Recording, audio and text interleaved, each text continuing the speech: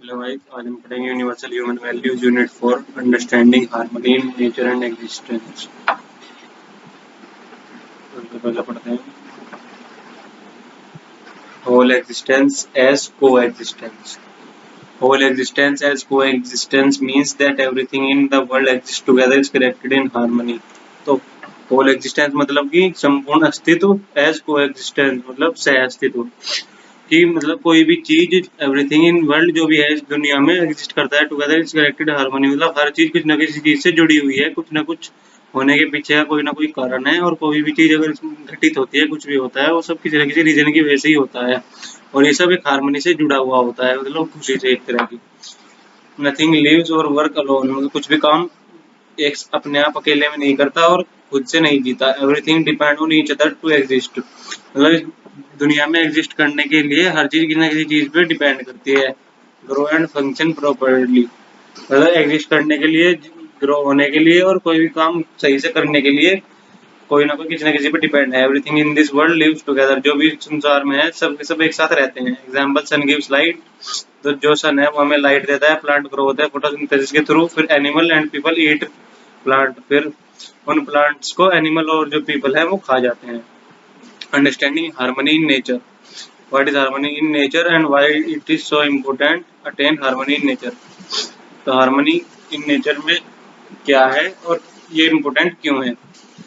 Harmony means living together peacefully, harmony means मतलब शांति के साथ रहना किसी भी उसमें, मतलब कि सुख शांति के साथ जीवन व्यतीत करना ही हार्मनी है, अंदरूनी खुशी है। Nature is full of tree, animal, river, air, sun, moon, mountain and many more things. तो नेचर में जो भी चीजें आती हैं वो सब हैं tree, animal, river, sun, moon, mountain और अदर चीज। In nature everything work in balance and help one another, तो नेचर में जो भी चीज है वो एक बैलेंस में काम करती है और एक दूसरे की हेल्प करती है। Nature run like a team, जो नेचर है वो एक टीम की तरह चलता है, मतलब कि कोई ना कोई किसी न किसी काम से जुड़ा हुआ है और सब आपस में एक दूसरे से भी जुड़े हुए हैं। अगर वो काम उसका नहीं होगा तो तुम्हारा ही वो नहीं हो पाएगा। जैसे कि फूड चेन वाली साइकिल थी, वो सब साइकिल एक तरह से पूरी चल रही है, फूड चेन वाली साइकिल होगी, फिर ये वाली होगी एवापोरेशन वाली, कंडेंसेशन वाली, ये पूरी एक साइकिल होती है। वाटर साइकिल होती थी, जो वो सब चीज नेचर के थ्रू जो भी होता है वो सब एक साइकिल से जुड़ी हुई है। Each part play its role without fighting और हार्मिंग अदर्स, तो हर एक अपना अपना पार्ट प्ले करता है, अपना रोल जिसका जो है वो अपना पूरा फुलफिल करता है, और ना ही वो किसी से लड़ता है और ना ही किसी को दुख दुख पहुंचाता है, मतलब सब शांति के साथ अपना काम करते रहते हैं अपने अपने टर्म पे। द सनशाइन करता है, रेन फॉल्स, बारिश गिरती है, ट्री ग्रो, पेड़ बढ़ते हैं, बी पोलिनेट फ्लावर्स, और जो मधुमक्खी होती है वो पोलिनेट करती है फ्लावर्स को।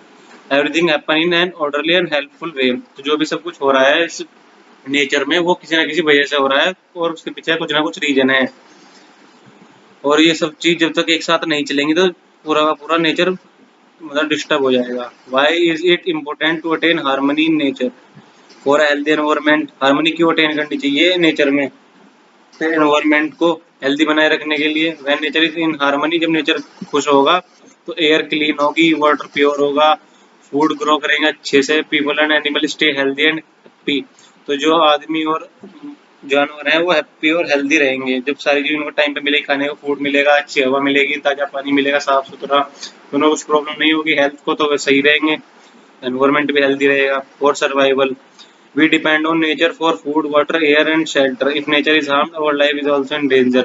तो सर्वाइवल के लिए हम डिपेंड करते हैं फूड पे, वाटर पे और एयर पे, और मतलब रहने के लिए किसी उस पे जगह पे।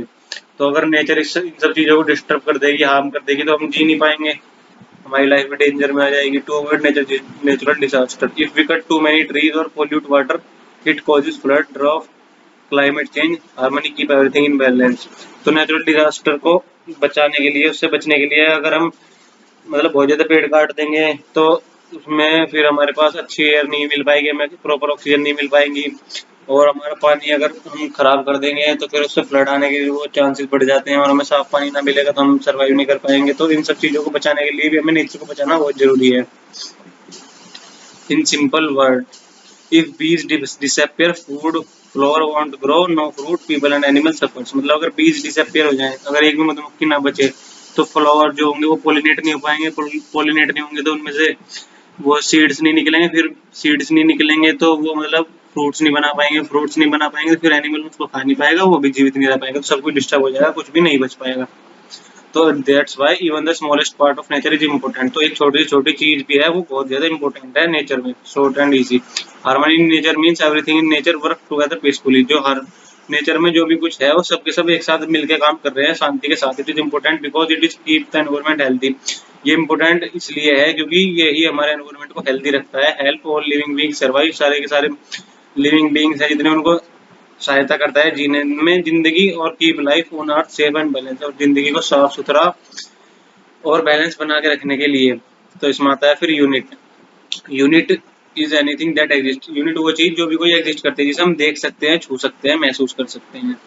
इट कैन बी लिविंग और नॉन लिविंग, मतलब लिविंग भी हो सकती है और नॉन लिविंग भी हो सकती है। Unit that has shape size and form, मतलब कोई भी ऐसी चीज जिसकी शेप हो, साइज और एक पर्टिकुलर फॉर्म में हो, जिसे मतलब देख सके और छू सके, वही चीज वो यूनिट होती है। Unit can change, they grow, move, break और डाई, मतलब यूनिट चेंज भी हो सकती है, बढ़ सकती है, चल सकती है, टूट सकती है और मर भी सकती है। तो जिंदा होगी तो मरेगी भी। Example of unit, a person, a dog, a tree, a car, a star, मतलब हमारे अराउंड जितनी भी चीजें हैं जिन्हें हम छू सकते हैं, देख सकते हैं, वो सब एक यूनिट होती है।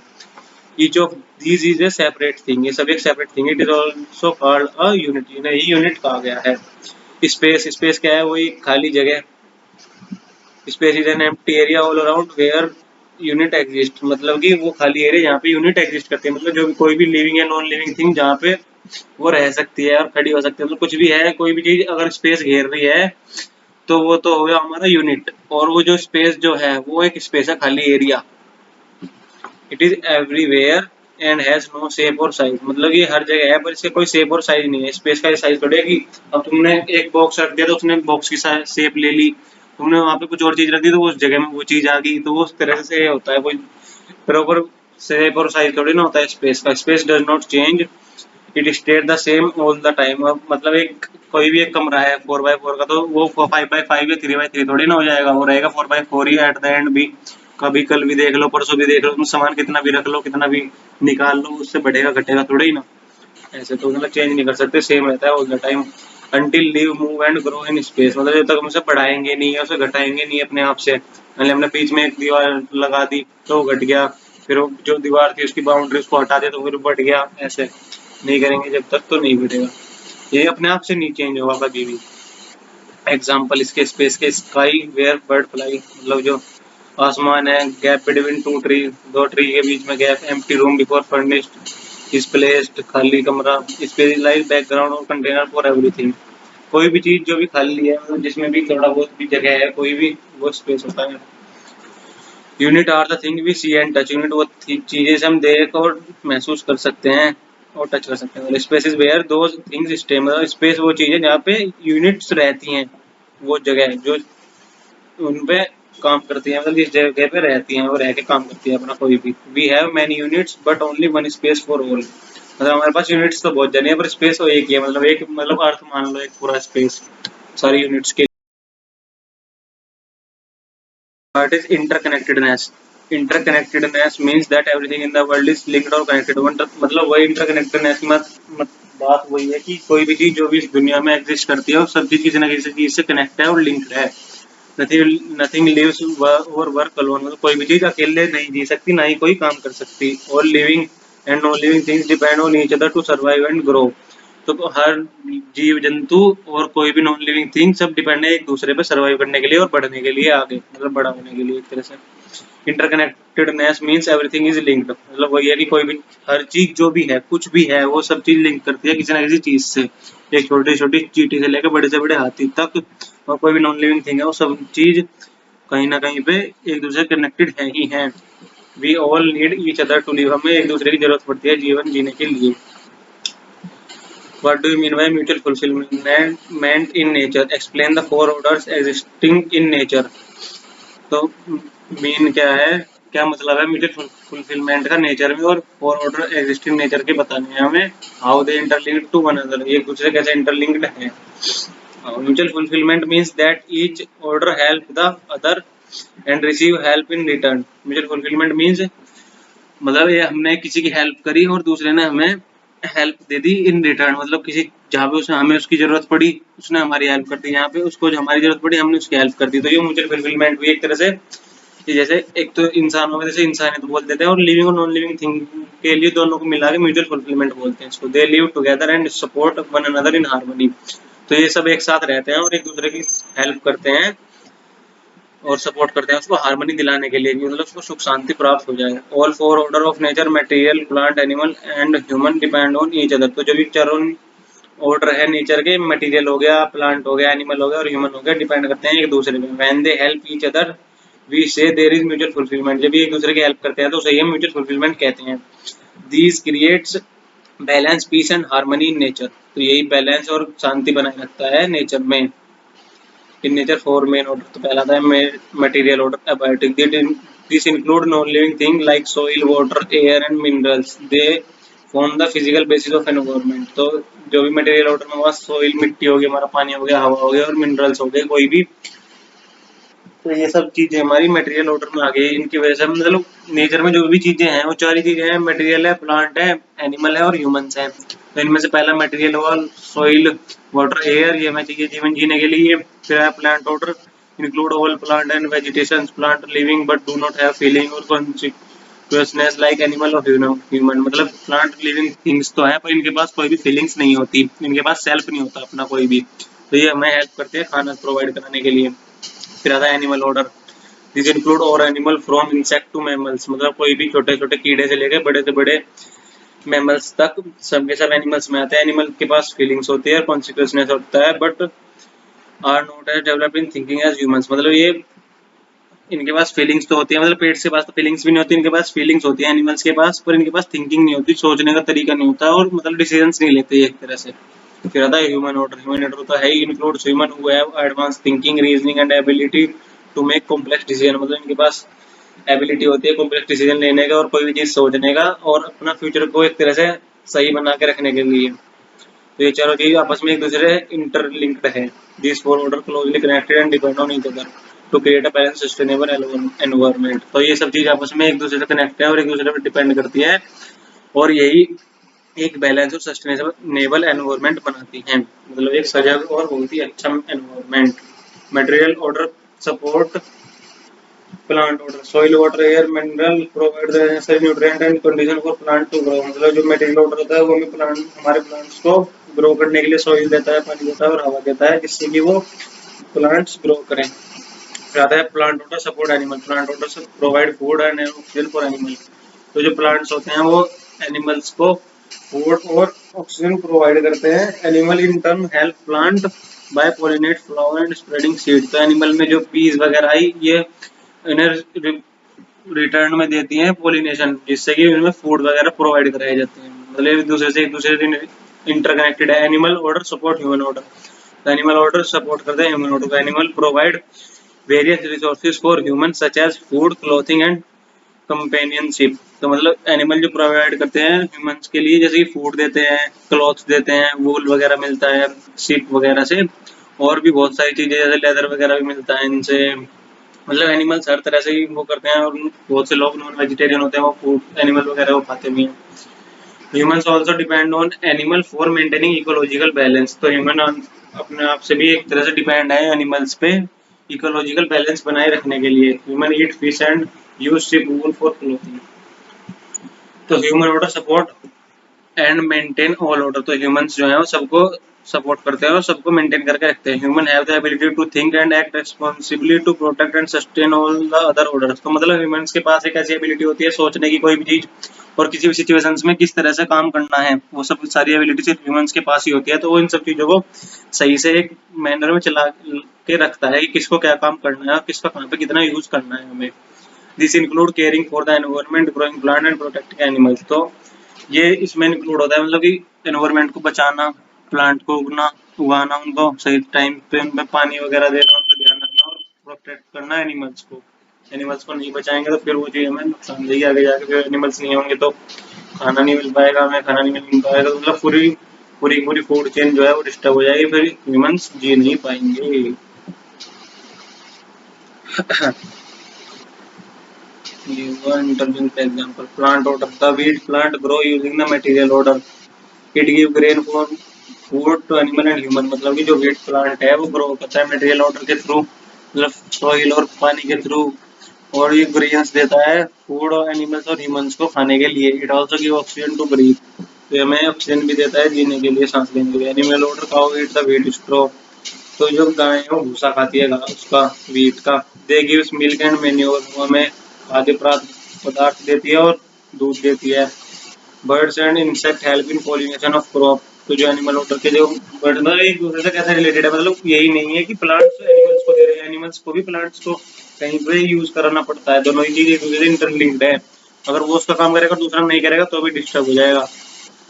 फिर आता है human order, the farmer take care of soil plant and wheat protect animal, मतलब वो सोइल को भी बचाता है, प्लांट को उगाता है और एनिमल को प्रोटेक्ट करता है। High understanding to grow crop and maintain balance, ये सब चीजों को बैलेंस बनाने के लिए ह्यूमन ही होता है इकलौता जो सारी चीजों को मेंटेन करके रखता है। तो इसके एग्जाम्पल होंगे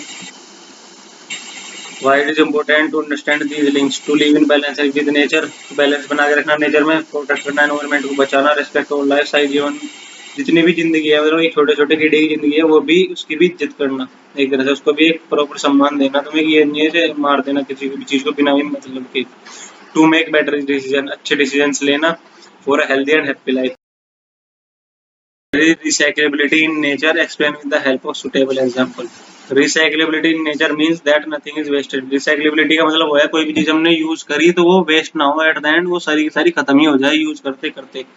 Everything in nature goes through a cycle and is used again in new form, मतलब जो भी एक नेचर में कुछ भी चीज है वो एक साइकिल के थ्रू गुजरती है और एट द एंड वो यूज करी जा सकती है दूसरी फॉर्म में। Nature knows how to reuse recycle and renew everything like a perfect recycling system, और नेचर हमारा जानता है कैसे किस चीज को रीयूज करना है और रिसाइकल करना है और रीन्यू करना है एवरीथिंग, सारी की सारी चीजों को, जिससे कि वो दोबारा यूज करी जा सके। जैसे कि ड्राई लीव्स फॉल, जो सूखे पत्ते होते हैं वो गिर जाते हैं, इंसेक्ट उन्हें खा जाते हैं, टर्न इनटू सॉइल, मिट्टी में मिल जाते हैं, न्यू प्लांट ग्रो, फिर वो नए प्लांट ग्रो हो जाते हैं। मतलब ये इंसेक्ट उसको खा के डिकम्पोज कर देते हैं, डिकम्पोज करने के बाद वो मिट्टी फर्टाइल हो जाती है, फर्टाइल होने के बाद उसमें अच्छे से दोबारा प्लांट उग जाते हैं। ऐसे इसकी बहुत सारी साइकिल्स हैं, ये तुम देख लेना, सब आसान ही है, पहले पढ़ रखा है सब तुमने ईवीएस वगैरह में भी। What is self-regulation in nature? Self-regulation. Self-regulation means that nature can manage and balance itself without needing the help from outside. Self-regulation मतलब अपने आप से रेगुलेट कर लेता है नेचर, बिना किसी ह्यूमन के और बिना किसी एनिमल की हेल्प के। जब भी कुछ ज्यादा बहुत ही ज्यादा खराब चीजें होने लगती है तो फिर नेचर उस चीज को अपने आप सुधारने लगता है। Nature has its own way to fix problem, restore balance and keep everything running smoothly.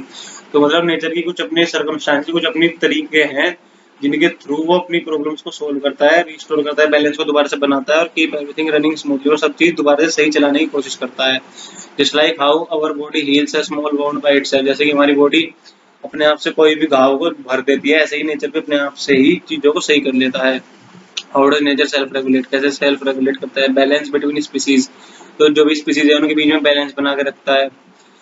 When one type of animal grow too much, nature balance it, too much rabbits foxes increase and control the nature, मतलब अगर ऐसा हुआ कि बहुत ज्यादा nature में बहुत ज्यादा रैबिट्स आ गए तो उनको खाने के लिए जो भी उनको खा सकता है, जैसे फॉक्स उनको खा सकती है इसमें बताया गया है, तो फिर उसको उसकी मात्रा एक तरह से नेचर बढ़ा देगा, फॉक्सेस की मात्रा भी बहुत ज्यादा कर देगा, जैसे कि वो जिससे कि वो रैबिट्स को खा जाए और रैबिट्स की मात्रा इतनी ना बढ़ जाए कि वो नेचर को हार्म करने लगे। फिर आता है वाटर साइकिल, सन हीट वाटर, सन पानी को गर्म करता है, वाटर इवेपोरेट होता है, फॉर्म इनटू क्लाउड, क्लाउड में बन जाता है, फिर पानी गिरता है, बारिश होती है, वाटर रिटर्न इनटू रिवर, पानी फिर से रिवर में आ जाता है। Nature keep water flowing in cycle without anyone help, मतलब ये नेचर ने अपने आप से ही एक साइकिल बना के नेचर को सही कर दिया बिना किसी और दूसरे पर्सन की या किसी और एनिमल की हेल्प से। फिर ऐसे प्लांट ग्रोथ है, एयर प्योरिफिकेशन है, ये सब चीजें तुमने पढ़ी रखी हैं, इतना कुछ हार्ड है नहीं, इसमें सिंपल ही है, बस ये पॉइंट याद रखोगे ना, air purification, water cycle, plant growth और फूड चेन भी लिख सकते हो उसमें तुम, तो ये सब चीजें लिख दोगे तो आराम से काम चल जाएगा। What do you mean by conformance and explain the conformance in four order?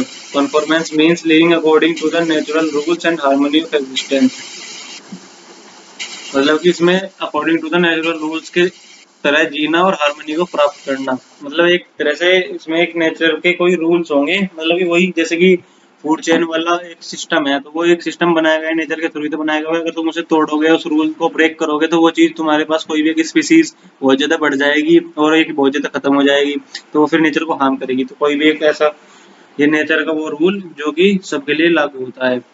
It is about behaving in the right way according to our place in nature.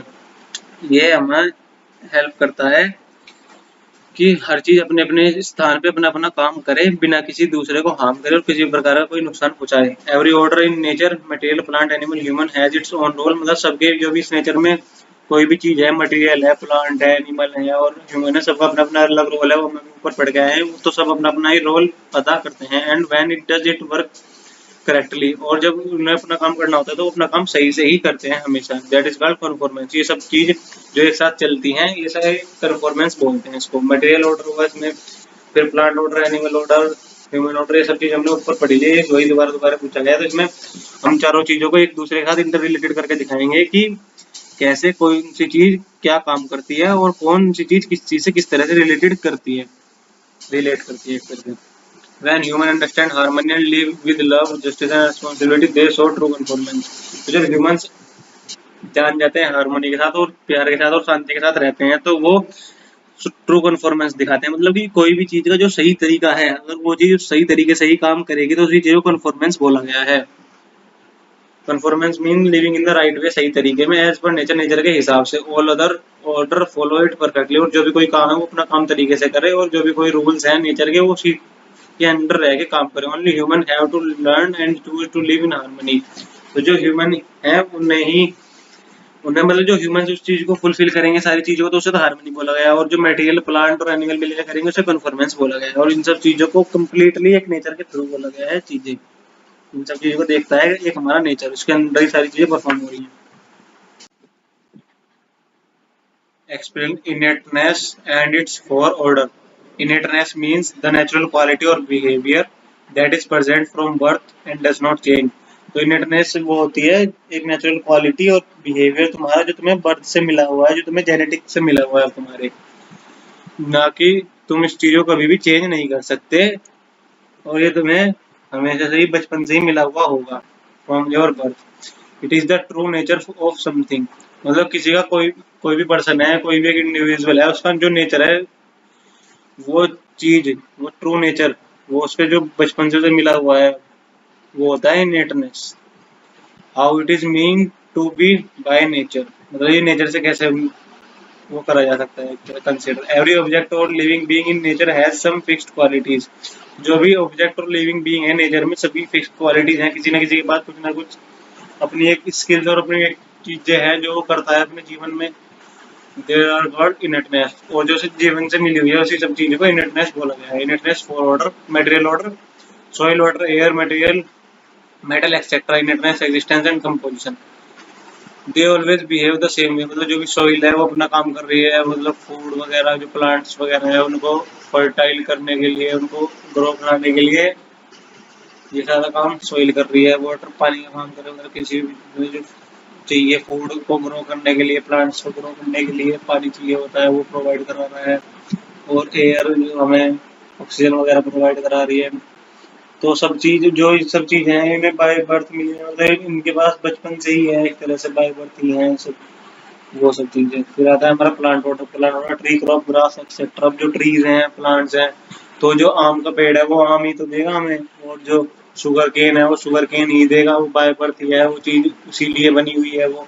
अब वो तो नहीं है उस पर कुछ और चीज लग जाएगी। तो ये सब चीजें जो जिसके जो काम है, जो जिसके जीन्स हैं वो नहीं जीन्स पे काम करता है, और उसी चीज को इनेटनेस बोला गया है। Seed grow into the same plant. Mango seed become a mango tree. तो जो मैंगो का जो गुठली होती है वो आम ही बनाएगी, वो जामुन या कोई और फ्रूट नहीं बना देगी। तो ये सब उसकी जेनेटिक्स और उसके बाय बर्थ उसका नेचर ही तो होता है। Animal order, animal, bird, insect etcetera. तो जो बर्ड्स हैं वो उड़ सकती हैं, जो ये पानी में तैरने वाले होते हैं ये पानी में तैर सकते हैं। तो ये सब इनको बाय बर्थ ही तो मिला हुआ है। तो एनिमल ऑर्डर में ये सब चीज होगी। फिर ह्यूमन ऑर्डर होगा existence, composition, growth, instinct of consciousness. तो ह्यूमन ऑर्डर में हुआ कि ह्यूमन सोच सकता है, कोई भी डिसीजंस ले सकता है और कोई भी काम अपने आप से कर सकता है और कोई भी चीज याद रख सकता है। तो ह्यूमंस का इनेटनेस हो गया ये। तो इसमें चार चीजें सिंपल ही है, कुछ सब इतना हार्ड इसमें है नहीं। तो ये चारों चीजें हैं इसमें, एनिमल, ह्यूमन, मटेरियल और प्लांट। उसका मतलब सारी चीजों का बाय बर्थ और उनका क्या क्या सबका इंडिविजुअल वर्क है और कौन किस तरह से काम करता है इसमें ये लिख देंगे। एग्जाम्पल के थ्रू चारों में लिख दोगे तो आराम से नंबर मिल जाएंगे, कोई बड़ी बात नहीं है। Different category of unit of nature in coexistence in space. Material order. Soil, water, air, sunlight, metals provide basic support for life. ये simple basic support life को हमारी provide करते हैं जिंदगी जीने के लिए। सबसे इनिशियल फेज में हमें ये सब चीजें ही चाहिए होंगी। फिर प्लांट ऑर्डर होती है, provide food, oxygen, purify the environment, environment को प्यूरिफाई करते हैं, ऑक्सीजन प्रोवाइड करते हैं और हमें खाना प्रोवाइड करते हैं। Plant order. एनिमल ऑर्डर क्या करता है? Help maintain ecological balance and support farming. तो फार्मिंग को सपोर्ट करते हैं और इकोलॉजिकल बैलेंस जो होता है मतलब कि जो नेचर में चीजें होनी चाहिए और जो एक सिस्टमेटिक वे में काम करती है वो एनिमल्स के थ्रू ही काम करती हैं। उसमें एनिमल्स का होना बहुत जरूरी है। Human order use understanding live in harmony with all others. और इन सब चीजों को मेंटेन करना और एक साथ चला के रखना और हार्मनी अटेन करना, ये ह्यूमन ऑर्डर का काम है। How they exist in coexistence, मतलब कि सब चीज एक दूसरे में मिलकर कैसे काम करते हैं। Each unit support and depend on other. तो हर एक चीज दूसरे को सपोर्ट करती है और एक दूसरे पर डिपेंड करती है। Plant grow from soil and water. जो प्लांट ग्रो करते हैं वो सॉइल और वाटर के थ्रू ग्रो करते हैं, मतलब कि जो इसमें प्लांट ऑर्डर हुआ वो मटेरियल ऑर्डर पे डिपेंड हुआ। Animal eat plant and give manure. तो एनिमल ऑर्डर इसमें प्लांट ऑर्डर पे डिपेंड हुआ, मतलब कि वो खाते हैं एनिमल्स प्लांट को और मैन्योर फिर खाद्य पदार्थ प्रोवाइड करते हैं। Human care for animal, grow plant and use material resources. तो जो ह्यूमंस हैं वो इन तीनों पर डिपेंड करते हैं। वो एनिमल्स की केयर करते हैं, प्लांट को ग्रो करते हैं और मटेरियल को एज अ रिसोर्सेज यूज करते हैं अपने जिंदगी में।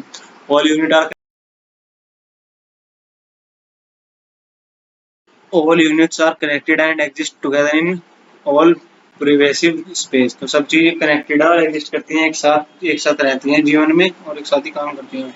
What is my role in existence, मेरा क्या रोल है as a human being, my role in existence. तो एज अ ह्यूमन बीइंग हमारा क्या रोल है एग्जिस्टेंस में, सब चीज को एक साथ इंटरलिंक करने में। To understand all unit of nature and their relationship. तो हमें इसमें समझना चाहिए सारे यूनिट्स का रिलेशन एक दूसरे के साथ नेचर में। टू लिव विद लव, मतलब प्यार के साथ, और केयर करना, देखभाल करना और रेस्पेक्ट, इज्जत देना और द लिविंग और नॉन लिविंग थिंग्स को। To use man intelligence to protect nature not harm it. और अपनी जो बुद्धिमत्ता का यूज करना है नेचर को बचाने के लिए, ना कि इसे हार्म करने के लिए। To support mutual growth, harmony and sustainability. और एक साथ सबको बढ़ावा देने के लिए और उसको हार्मनी अटेन कराने के लिए और सस्टेनेबल जिंदगी जीने के लिए सबको सपोर्ट करना। To ensure peaceful coexistence and pass a healthy planet for future generation.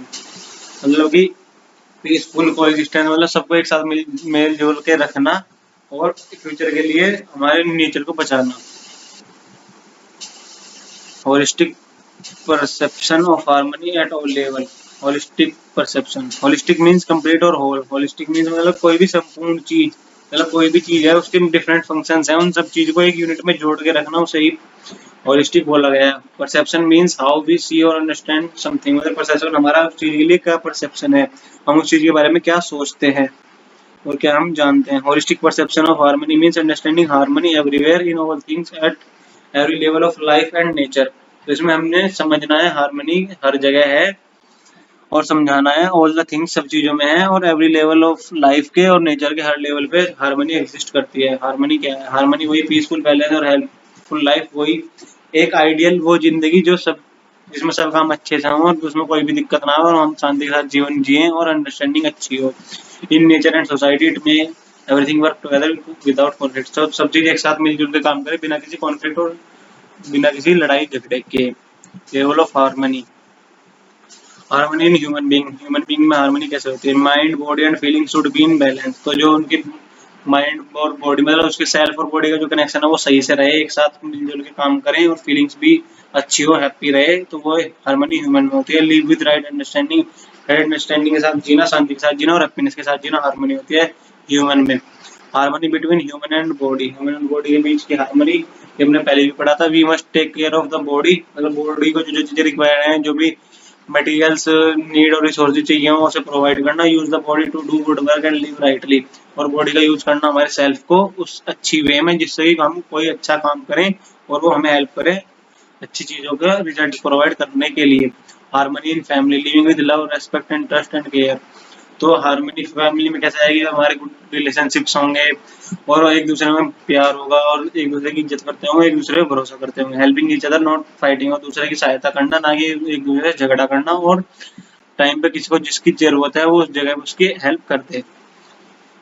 Harmony in society, living with justice and equality. तो शांति और न्याय के साथ जीना, मतलब किसी को ये नहीं सोचना कि ये तो वो है, हम इसको ज्यादा इज्जत नहीं देंगे, छोटा है, ये तो हमारे से कम निचली पोस्ट पे है। सबको इक्वली अटेंड करना और एक हर एक के लिए इक्वल रहना, किसी को साथ भी कोई भेदभाव ना करना, no cheating, no violence, everything support one another, एक दूसरे की हेल्प करना, किसी को नीचा ना दिखाना और किसी को ये ना सोचना कि यार ये तो ज्यादा ऊपर चढ़ रहा है, इसको नीचे डाल दो, ऐसा कुछ नहीं करना। Harmony in nature, all living and non living thing को एग्जिस्ट पीसफुली, तो जो भी लिविंग और नॉन लिविंग थिंग्स हैं वो एक साथ मिलजुल के काम करें, हार्मनी नेचर में वो मतलब है। तो जितने मटेरियल, एनिमल, प्लांट और ह्यूमन ऑर्डर है, चारों मिलके एक साथ काम करें, पीसफुल प्ले इट्स पार्ट, और जो भी चीज है चारों में से वो अपना अपना पार्ट प्ले करें, अपना अपना काम करें। Tree gives air, animal help balance और एक्सेट्रा। हार्मनी इन एग्जिस्टेंस मतलब सबको मिलजुल कर कैसे रखता है हार्मनी में। All units, plant, animal, human and material exist in space and support each other. ये मतलब एक पूरे जो ब्रह्मांड है में चारों चीजें एग्जिस्ट करती हैं और ये दूसरे को सपोर्ट करती है। नथिंग इज एक्स्ट्रा, कोई भी चीज एक्स्ट्रा नहीं है, कोई भी चीज कम नहीं है, सब चीज बराबर है। नथिंग इज वेस्ट, कोई भी चीज खराब नहीं है। There is order, balance and connection everywhere, तो हर चीज किसी न किसी चीज से कनेक्शन है, कोई भी चीज खराब नहीं है, कोई भी चीज वेस्ट नहीं है। सिंपल वर्ड में, harmony at all level means that everything from our thoughts to entire universe, तो है वो सारे के सारे लेवल जिसमें सब चीज एक दूसरे से कनेक्टेड हों और एक साथ मिलजुल के सब काम करें और सब अपने अपना एंड पे अपना अपना काम सही से करें, और कोई भी किसी को गलत ना बोले, ना कोई भी किसी तरह से कोई चीज लड़े, और दूसरों की सिर्फ हेल्प करें। तो ये सब चीजें एक आइडियल कंडीशन, वो इसमें कोई भी शांति के साथ रहे और कोई भी प्रकार का कोई कॉन्फ्लिक्ट ना हो, वो सब चीजें मिलके एक हार्मनी बनाती है। व्हाट इज होलिस्टिक एंड की aspect? Holistic way of life means living with balance, awareness and harmony at all level. Holistic way of life मतलब एक जीवन जीने का वो तरीका जिसमें सब एक साथ मिलके रहें और मतलब एक सबको चीजों का पता हो और हार्मनी हर लेवल की पता हो कि इसमें किस चीज से हार्मनी मिलेगी और इसमें किस चीज से हार्मनी मिलेगी, और सब चीजें हमें पता होनी चाहिए। With yourself, with other, with nature and with existence, ये सब चीजें हमने हार्मनी में पढ़े, इन सब चीजों को एक साथ मिला के चलना होलिस्टिक वे बोला जाता है एक हार्मनी का। Holistic life means living in balance with yourself, your body, people, nature and the universe, मतलब एक मेंटेन करके रखना एक बैलेंस सारी चीजों के बीच में, योरसेल्फ अपने आप में, अपनी बॉडी के, आसपास की सोसाइटी के, नेचर के और यूनिवर्स के। तो ये सब चीजें जब एक साथ मिलजुल के काम करेंगे होलिस्टिक वे में, मतलब ये सब एक यूनिट बन के काम करेंगे। होलिस्टिक का मतलब है सब मिलके एक यूनिट बनाना, एकता में काम करना, सब चीजों किसी भी चीज को अलग अलग ना जाना, सबका अपना अपना एंड अपना अपना काम करना, उसे होलिस्टिक बोलते हैं। ये तो ये सब चीज एक साथ मिलकर काम करेंगे तो ये ब्रिंग करेंगे, पीस लाएंगी, हैप्पीनेस लाएंगे और रेस्पॉन्सिबिलिटी फॉर ऑल, सबके लिए अपने अपने एक रेस्पॉन्सिबिलिटी होगी कि मुझे ये काम करना है। तो इसके की एस्पेक्ट क्या होंगे लाइफ में? राइट अंडरस्टैंडिंग, अच्छी अंडरस्टैंडिंग आएगी, समझ आएगी। Harmony with in the self, हमारे सेल्फ के अंदर हार्मनी आएगी, मतलब हम खुश रहेंगे। Healthy relationship with the body, body के साथ अच्छे रिलेशनशिप रहेंगे। हार्मनी इन रिलेशनशिप्स, तो जो रिलेशनशिप्स में गुड रिलेशनशिप्स होंगे उनमें हमारे अच्छा बॉन्डिंग बनेगी, ट्रस्ट रहेगा, रेस्पेक्ट बनेगा, हार्मनी आएगी। रिलेशनशिप्स में भी हार्मनी विद नेचर, नेचर के साथ हार्मनी आएगी, मतलब कि जो चीजें जैसे चल रही हैं वो वैसे ही चलेंगी। Harmony with nature, simple and sustainable living, simple और साधारण जिंदगी मिलेगी हमें जीने के लिए। What is holistic technology? Holistic technology क्या है? Holistic technology is kind of technology that benefit people, society, nature together. तो होलिस्टिक टेक्नोलॉजी वो टेक्नोलॉजी है जो सब चीजों को एक साथ बेनिफिट पहुंचाए, फायदा दे, मतलब पीपल्स को, लोगों को, सोसाइटी को, नेचर को एक साथ, इन सिंपल, सस्टेनेबल और नॉन हार्मफुल, मतलब एक साधारण और अच्छी जिंदगी बिना किसी हार्मफुल और बिना किसी कॉन्फ्लिक्ट के। Use local resources and traditional wisdom, तो जो लोकल आसपास के रिसोर्सेज हैं जितना हमें जिस चीज की जरूरत है उतना उस चीज को यूज कर लो, और मतलब किसी भी चीज को ज्यादा यूज ना करना और बहुत ही ज्यादा गलत चीजों को बढ़ावा ना देना। Respect the balance of life and environment, और इज्जत करना और रेस्पेक्ट करना हर चीज की, लाइफ में और एनवायरमेंट में जो भी चीज मतलब कि सरवाइव कर रही है और कोई ना कोई चीज किसी ना किसी पर्पज के लिए ही है। It is not just about machine और प्रॉफिट, ये सिर्फ मशीन और प्रॉफिट के लिए नहीं है। इट इज अबाउट हेल्पिंग और living being and protecting nature while improving life, तो जब भी हम जीवन को अच्छा बनाए तो हम इस चीज का भी ध्यान रखें कि वो नेचर को हार्म ना करे और हम उसमें सब चीजों की हेल्प ही कर रहे हैं, उस चीज से किसी को नुकसान तो नहीं पहुंच रहा। तो इसमें देख लेते हैं फिर traditional, India traditional example, traditional water harvesting system. तो वाटर हार्वेस्टिंग सिस्टम में क्या है? Ancient system built to collect and store rain water, found in Rajasthan, Gujarat and south India, made with local material without modern machine, मतलब इसमें हम simple materials जो local resources हैं उनका यूज करके हम रेन वाटर हार्वेस्टिंग सिस्टम बनाते थे, मतलब ये पिट्स, गड्ढे वगैरह, वॉल्स वगैरह, वेल्स वगैरह बना लेते थे जिससे कि हम पानी को स्टोर कर सके लॉन्ग टाइम के लिए और फिर फ्यूचर पर्पज में उसे यूज कर पाए। Holistic feature, respect nature, nature की इज्जत करना, सपोर्ट करना, सोसाइटी को सपोर्ट करना, प्रमोट सस्टेनेबिलिटी, और मतलब कि जो हमारे मतलब कि कम से कम ये रिसोर्सेज का यूज करके ज्यादा से ज्यादा रिजल्ट प्रोवाइड करना, help recharge ground water and prevent drought, मतलब कि ग्राउंड वाटर को रिचार्ज करने में और उसको साफ करने में हेल्प करना, ना कि उस चीज को खराब कर देना।